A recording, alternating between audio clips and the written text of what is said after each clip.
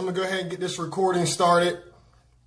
Tonight I want to talk about training styles, okay? I got a different setup than I had last time, so it's gonna be all me, no slides today, just me and you, all right?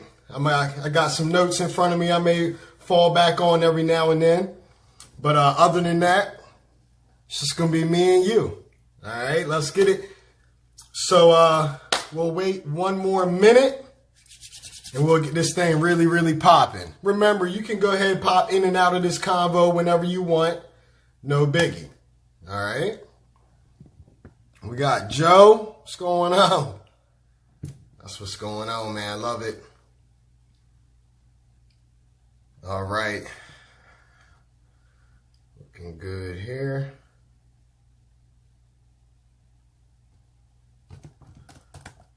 How you guys feeling tonight? You know, old hump day can get you tired sometime. I know how it is.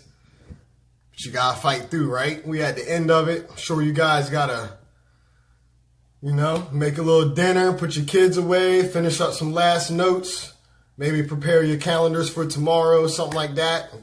Finish your night off, you'll be all done soon. All right, you made it through.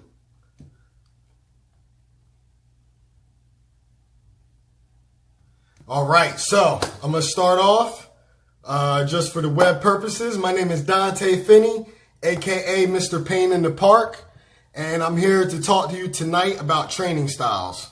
All right, various training styles. We're gonna talk about CrossFit, karate, all types of different things. We're gonna talk about the good and the bad with each training style. All right, there's some good, there's some bad. And we're going to talk about what works for you. That's what it's going to be really about. I'm looking forward to any questions you may have. You can ask them now or you can ask them later, okay? So my goal for you is that you'll know the differences and the importance of various training styles at the end of this webinar, okay? That's my goal. If I'm looking in the camera sometime, if I look like I'm looking off sometime, my bad. So whip out your pen or pad, get your favorite note-taking app down on your phone or your computer. I love Color Notes. That's what I love to use. I also have a S8 Note, so my little pen. That thing comes in very handy. Make sure you jot down any questions you may have, anything you may want to ask me in private, okay?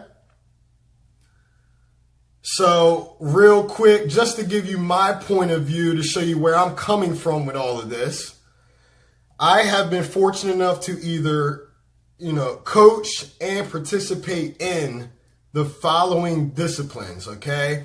Traditional martial arts and karate. I've trained in MMA, the sport itself, powerlifting, CrossFit, boot camp style training, shout out to Pain in the Park, my peoples. One-on-one training, in-home, and at the gym. 2 different settings, all right? Conditioning for field sports, field hockey, soccer, lacrosse. And we're talking about at a college level, okay? And high school, which is awesome. And also running. Now, you guys know if there's anything I have the least experience in is running, right? But I definitely have studied the mechanics of running, and I've had to run to help out my other sports and the other things that I do. So I've brushed up my skills on that as well throughout time. So it's easy to say that one style is better than the other. All right, we all know that. It's easy to, everybody wants to say their karate style, their martial arts style is the best, their style of training is the best, and it's just simply not true. Why? We all have different body compositions, all right? We're all made differently. We all have different levels of fitness. Our ability to stick to different things is different. Running may be good for a person, but if they can't stick to it, if they only want to do it 2 times a month, then it's no good, okay? So your ability to stick to something definitely factors in on what type of training you should be doing. What's up, Ira? Big Ira, that's what's up, man. Hilltop, love it. So these different things, your body composition, your overall health, your fitness level, your level of interest and ability in a certain discipline, all dictates your success more than the program itself. Okay? So it's about what you can stick to that matters, not just what's best, what's the newest fad or the old fads. It's not what's best, it's what you can stick to. That's what's going to determine your success. Hey, Jerry, one of the best boot camp instructors right there on the shore, baby, all day, all day. So try not to stick to just one discipline, okay? We all have our favorites. I love weightlifting. I love karate, but that doesn't mean I shouldn't try CrossFit or BJJ, okay? There's no reason why you shouldn't mix it up, because if you stick to just one discipline, what happens is you get one-dimensional. Your flexibility only gets worked to a certain extent. Your max strength level may only get worked to a certain extent, okay? Different things like that, different areas of your fitness. So to ensure that you're working your strength, endurance, flexibility, timing, balance, all other components of fitness from all angles, try to practice more than one discipline, okay? So just imagine this, all right? You go to a family member's house, you take a trip somewhere, or let's just say you got to take a trip for a job. You got a little job conference to go to, okay? It's your third day out of town, all right? It's your third day. Your mother-in-law, she's done found something to do. The conference starts 2 hours later on day 3, or maybe you just don't care to check out the first section of the conference, okay? So you decide to take a local BJJ class. We'll just throw that out there because it's very popular right now. You decide to take a local BJJ class, and even though you lack experience and skill, you're still able to survive and have a good time and participate because you're strong from the powerlifting you do, or your endurance is awesome because of the running you do, okay? Just because you don't do BJJ on the regular doesn't mean you can't go in there and have a good time, participate without fear of being hurt because of the other things you do, all right? They all go together. So just imagine, you're going somewhere, you step into a new CrossFit box, and you're able to crush it because all your MMA training has given you phenomenal condition. All right? So with that being said, oh, we got a special guest tonight, my Pops. What's going on, Pops? I love you, man. Let's dig a little deeper into each training style, okay? Just going to run through this. This seminar is not going to be too long today. Just real to the point. So the first thing we'll discuss is something that I'm the most familiar with, and that's training traditional martial arts. All right. I took Kardu Jitsu Ryu. That is karate, judo, and jiu-jitsu. As a kid, we largely practiced karate and judo, but I'm blessed and thankful to have Diane with an open mind to allow us to also practice BJJ. That's the foundation of why I'm so open-minded, is training several different styles as a kid and watching people venture out and do different things. Even more so than, your CrossFit and things that are newer now. In old school martial arts, you don't travel around to different schools and learn different arts. You stay at your school. That's it. There's masters that would kick you out of the school because you decided to go around and try different things. That's not always the way to go. We were very fortunate that she allowed us to try different styles and to grow up that way. What's going on, Jenna? I hope you had a good time at the nutrition store earlier. I hope everything went your way. So the good things about traditional martial arts is the mental discipline. That's number one. The mental discipline is stick to something and have to grind for a year or more to receive one thing, that belt. You got to grind for long periods of time. Yes, people get belts a little faster now, whatever. There's nothing wrong with that. Things change, things evolve. Deal with it, okay? But for the most part, there's a level of discipline that's installed in you when you try to do traditional martial arts. That's a plus. The conditioning you get through repetition is a huge plus. Now, it may not be the same conditioning you will receive as a marathon runner. I'm not saying you can do karate and then go run a marathon. There's different levels of conditioning, okay? Well, that's for a whole nother section. We can talk about that privately. There's different types of cardiovascular endurance that you can have for different activities. The conditioning you get through traditional martial arts is phenomenal. It allows you to be able to kick 500 times, to punch, to fight someone for 10, 15 minutes. You're able to do that from the conditioning you get through martial arts. The flexibility. That's where dancers, gymnasts, and karate and taekwondo guys and girls. I can point it out. If you did either one of those disciplines at age 5 and I see you at age 25, I can tell. Because the flexibility, the dedication to it that we put into it is different than other disciplines.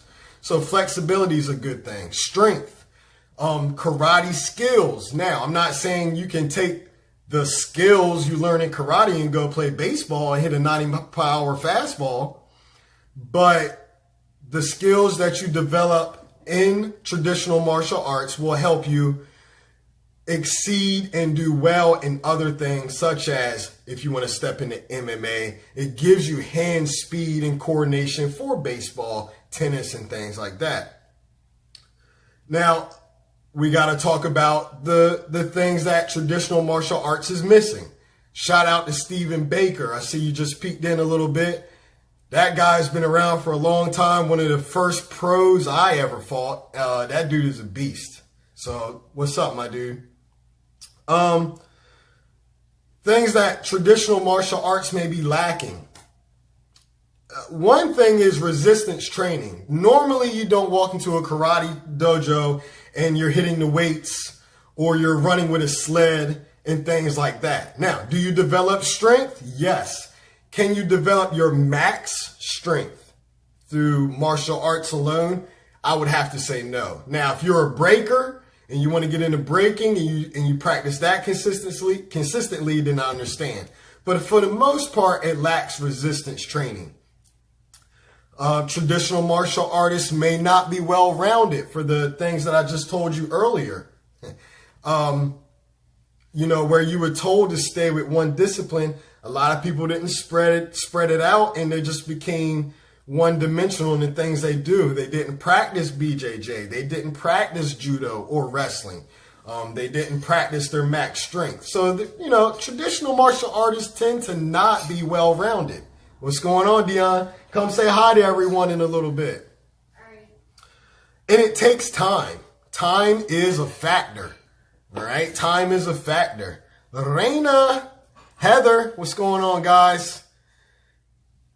Oh, man, I almost wanted to speak some Spanish, but I got scared. We'll talk about that later. So it takes time, and that's a turnoff to some people, where it takes so long just to learn one kick, where you can just walk in and bench press, right? You can bench press dumbbells, no problem. There's not a huge learning curve. So there's a big learning curve when it comes to traditional martial arts. That's a downside. MMA, love it. All right, MMA, stellar conditioning. These people are conditioned. Yeah, girl. These people are conditioned beyond, most people's dreams. Strength, you develop a certain amount of strength from all the body-on-body contact. Now, you can pick up a 300-pound guy and throw him with a particular throw and not be able to deadlift 300 pounds. The types of strength are different, but you will develop some great strength in MMA. The skills for combat you will develop. You will be able to participate in combat, which you cannot do in CrossFit, right? You can't walk in the CrossFit gym and start hitting somebody. Please don't. So MMA allows you to do that. Now, and also the discipline. Let me not leave that out. The discipline that it takes is phenomenal. I talked to a pro boxer, 2 days ago, yesterday. And he was surprised when he told me how many fights he did. And I wasn't impressed with the physical part of it. I was impressed with the mental part, the mental strength that he had to get in there 10, 11 times. That's hard to do, people. It will break you. It broke me before. It happens. I've seen it break the best of the best. Okay? So the mental discipline that you need for MMA is huge. Now, what are some downsides to MMA? Flexibility training. Now, I'm not saying these people are not flexible, but for the most part, they do not train flexibility, on the side or set time for flexibility. Aesthetics. Just because you're a great fighter does not mean you're going to look the way you want to look. Okay? That's what the weights are for the most part. So, yeah, you would develop strength. Yes, you would develop conditioning. But with MMA, you may not develop the aesthetics. You may not get abs. Okay? You may not get a rip back. Shout out to Brandon Hudson. That dude trained in MMA, got a super rip back. But he also hit the weights. So, throwing that out there. Another downside to MMA is joint impact. I'm not going to say it's bad on your joints or dangerous for your joints because I don't want to scare anybody, but yes, it puts a lot of strain on your joints. You get caught in the wrong lock at the wrong time, bad things can happen. It's just what it is, okay? So it's a little hard on the joints. A lot of impact, a lot of falling, a lot of being thrown. Those things impact your joints. When I say joints, I'm even talking about the spine, okay? So it does impact. For people that are tuning in, and just to let you guys know, this webinar is about training styles. I'm just talking about various training styles. You will be able to rewind and look at the beginning of this at any time. It'll be up here. I'm going to leave it up. But we're talking about various training styles, the advantages and disadvantages of each. Okay, we're just talking about that tonight. Real simple. Next is powerlifting. Love powerlifting.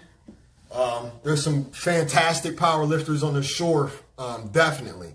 Awesome guys. So powerlifting is going to allow you to increase your max strength. The other disciplines I named, the martial arts, the MMA, you will not be able to develop your max strength by doing those alone. Powerlifting allows you to do that.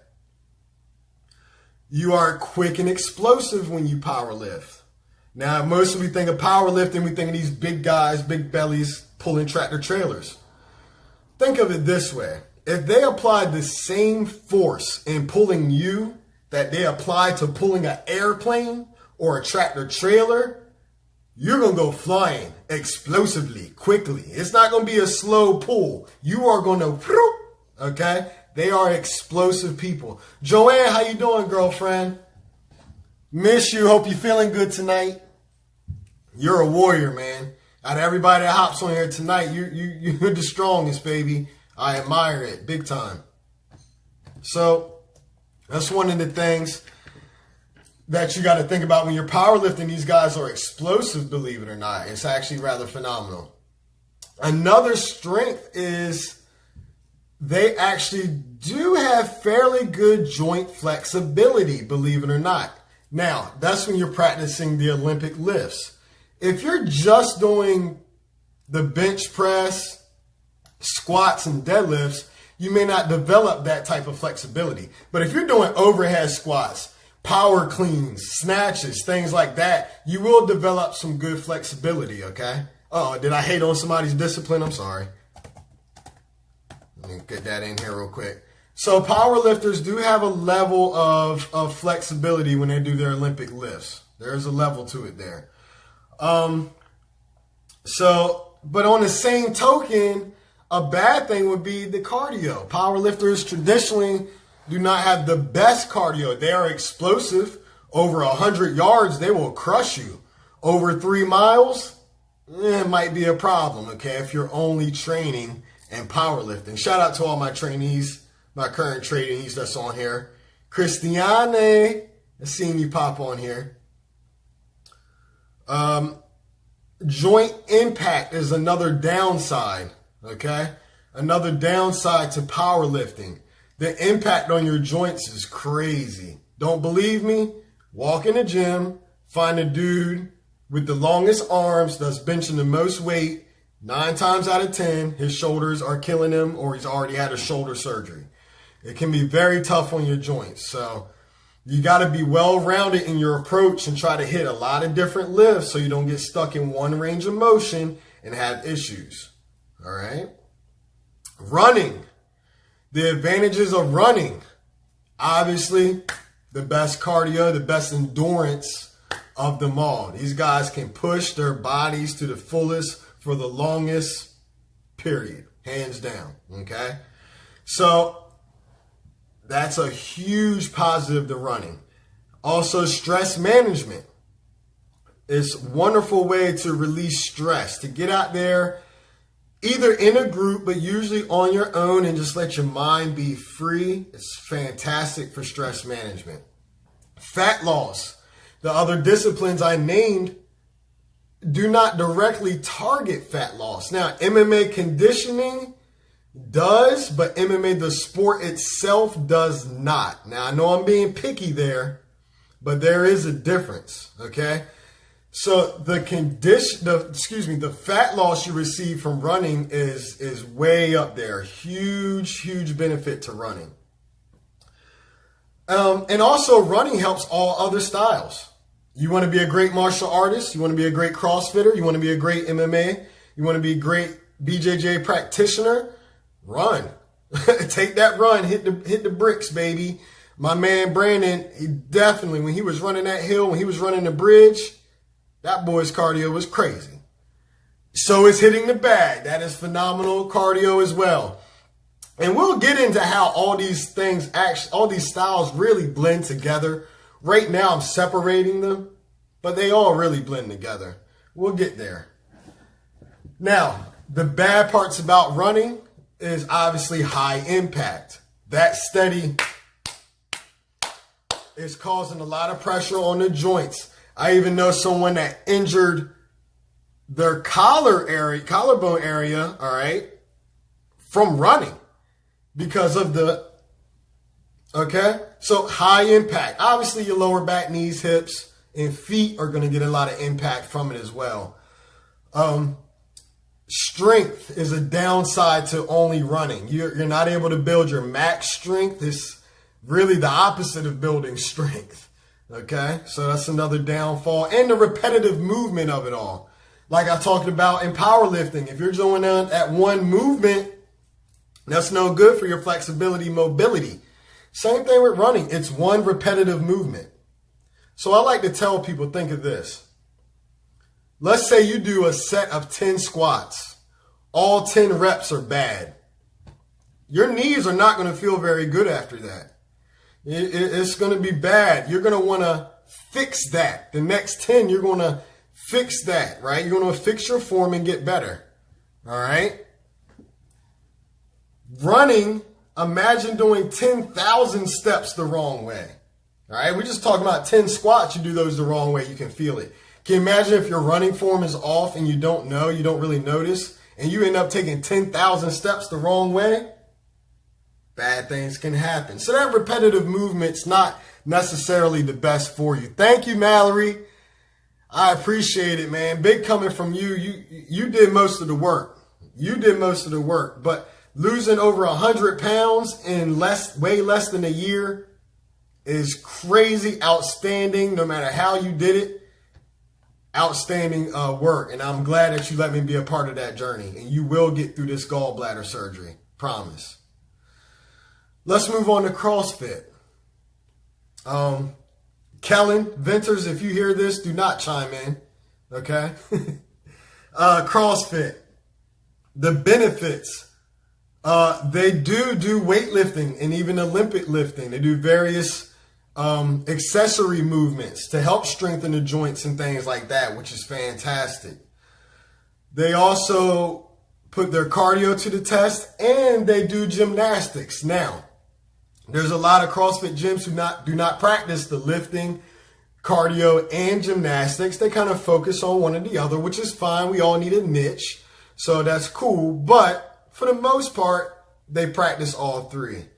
So it makes CrossFit fantastic for your overall development. Your overall development in CrossFit as far as mobility, flexibility, strength, cardio, all the different components of fitness really get covered in CrossFit. So you can't knock it. It's awesome, okay?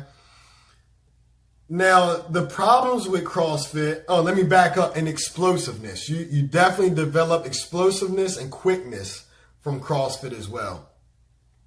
Now, some of the downsides of CrossFit is it's very much for sport, which is fine. But with it being very much for sport, it doesn't really focus on your body composition goals.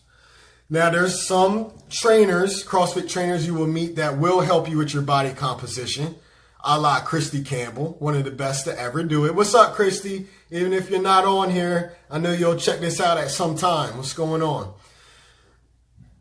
It usually doesn't focus on your body composition, which is fine, okay?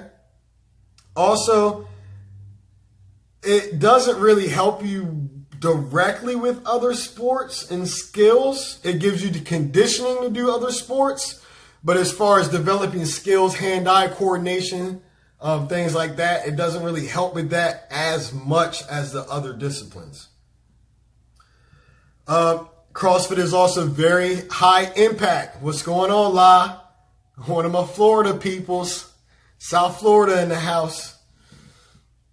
CrossFit does deliver very high impact to the joints via different things. If you're not careful, injury will creep up on you. It happens in that sport, and that's okay. I'm not deterring you from doing it. I'm just letting you know. It's very high impact, and that's just one of the bad things about it, okay? So, great style, great discipline. Now, boot camp training. For the most part, boot camp training is pretty wild. Even if you think of boot camp training in the military or boot camp as in Pain in the Park, you're usually doing a lot of different things. The benefits is being outside, and the conditioning part of it is fantastic. True that. You're able to lift weights. You're able to be versatile and do many different things. That's the advantage of boot camp. You get to work many different things, and it totally depends on the trainer to what you focus on. Now, some downsides to boot camp is similar to CrossFit. You can get in that boot camp setting and kind of see Velma doing her thing, and you like, man, if Velma can do it, I'm doing it too. And you might overexert. Or if the trainer's not watching you closely, you could hurt yourself by trying to compete with the people around you instead of worrying about your form. At Pain in the Park, you don't have to worry about that. I'm watching everybody, and they know. Eyes behind the head over here, okay? I'm watching you. So those are some different things about each one of those styles. I'm actually going to send out an email tomorrow highlighting pros and cons of each of the disciplines I've talked about tonight. Okay, so if you're on my newsletter, you'll get that tomorrow. If you're not a part of my newsletter, DM me now and I'll tell you how to get there. So let's discuss some secrets. All right, let's discuss some secrets here. Secret number one, styles overlap. All of these styles overlap. Gyms try to separate styles. CrossFit, BJJ, and so forth. What's my favorite? Jenna Ryerson asked, what's my favorite? My favorite way to train day to day is hitting the weights. I train in a way that the way I lift helps me power lift. It helps me walk and step onto the BJJ floor. It helps me spar for 25 minutes standing up because of the way that I weight train. And that's crazy to say because my favorite is martial arts, straight karate. That's my favorite. If I want to answer it flat out, my favorite.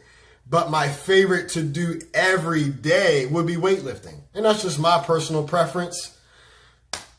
Kiyoshi, don't kill me. I'm sorry. But it is what it is. Okay?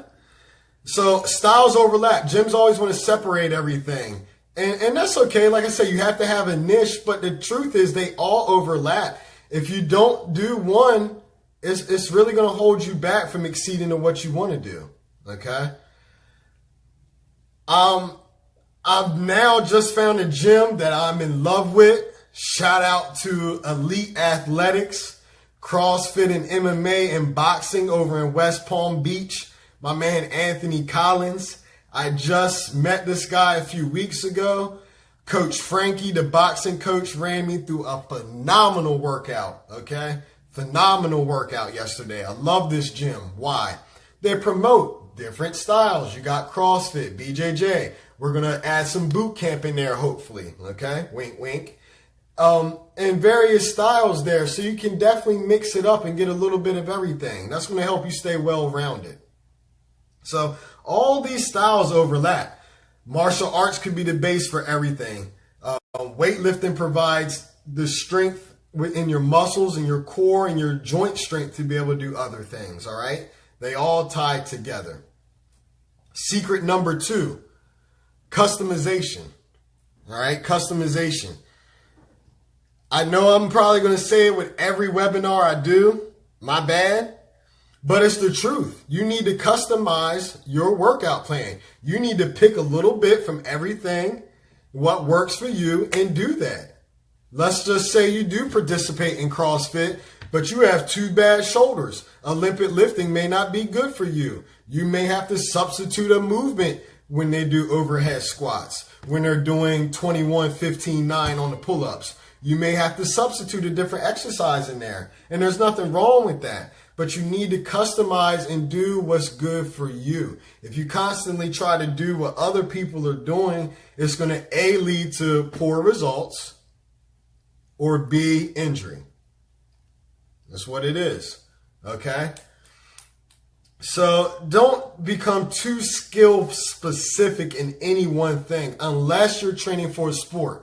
If you're about to step in the cage, your behind don't need to be running around at the CrossFit gym. You better get on the mats, okay? If you're doing the CrossFit Open, you might want to get off the BJJ mats and hop up in that box, okay? So unless you're doing a sport, try not to get too skill specific on anything you're doing. Secret number 3. Here's the big secret. You can do whatever you want. Everybody's going to tell you have to do this, you have to do that. You don't. You get to decide, okay? You get to decide what you want to do. Do not fall and stay in one category. Try not to be too influenced by other people to do one thing because, man, these people out here are crazy. They swear that their one style is the best. And there's nothing wrong with that. It's just not true. So try not to be influenced. The big secret is you can do whatever you want. You do not have to do what person A and what Velma's doing. I don't know who Velma is, but I'm sorry I'm picking on you. All right? So that's kind of it. This was real simple. Just wanted to throw some things out there about training styles, what I think is good, what I think is bad. I would love to hear from you guys on what you think is good and bad for each style, all right, of training. Tell me what you like to do, what you don't like, and let me know what's helped you and what hasn't helped you along the road in your fitness journey. Just to close this thing out, I would love to thank Elite Athletics over in West Palm Beach. Anthony Collins, my dude, you're the man. Y'all definitely check that place out. I'd like to thank Brandon Hudson. Make sure you hit that guy up. He's the man. Diane, Carter Jitsaru in Pocomo. If you are in Worcester County, hell, if you're in Baltimore, I suggest you visit that place. Just feel it, experience it, see what's going on in there. It's a great thing. People grow in there. People do not stay still. People grow. Christiane, that's my girl. I love it. Thank you. Big shout out to Scoochie. I've definitely been watching from afar, and I got to give this guy a ton of respect on the way that he's grown his gym. Okay, that's all I'm gonna say about that. That man has grown it. Numbers don't lie. Okay. As far as business goes, big shout out to Mike Nelson. That dude, if you need help on your business, talk to him. Jenna Ryerson. Fantastic. You need help with your business? Talk to her. Big shout out to my man, Earl Holland. Great with the media, great with sports. Hit that guy up. And big shout out to one of my newest leaders, Mr. Ortega, right? The leader of the Emprendedores Hispanos, right? That's my dude. Loving Alvaro Ortega. He's wonderful. He and his wife, phenomenal people, phenomenal business people, and very dedicated. I'm loving training outside at West Palm Beach when the sun rises. You can't beat that. So, yeah, Joe. Big shout out to Joe. Oh, I don't know how to say your name. Can I take a guess? We'll go Joe Cannell. Can we go with Cannell? My dude. So, fantastic stuff. Please rewind, go back through this webinar, listen to different things I said about the different training disciplines, and let me know how you feel about it, all right? That was awesome. I'll be online for a little bit longer to talk to everyone, and have a great one.